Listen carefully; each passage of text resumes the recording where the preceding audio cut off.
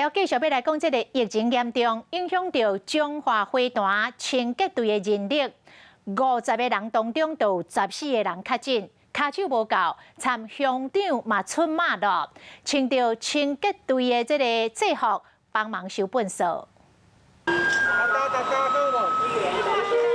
粪扫车顶的工作人员真亲切，甲倒粪扫的乡亲咧拍招呼，各家这的乡亲提醒讲爱看车。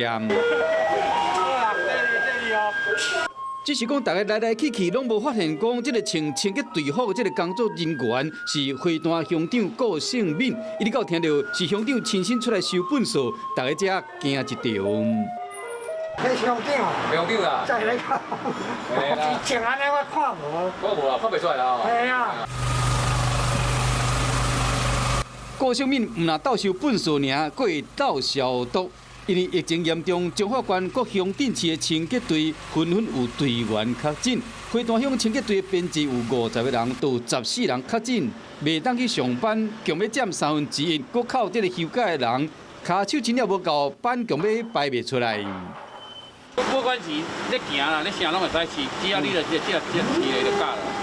乡长看讲清洁队的板强要排袂出来，规气撩落去，穿工作服，亲身上阵收粪扫，并且学各种的操纵。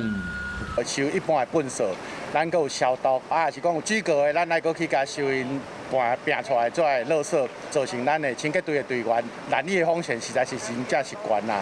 虽然讲骹手无够，因为乡长表示讲会尽力度过这段时期嘛，讲乡民代表会使做伙来斗收粪扫，解决粪扫的危机。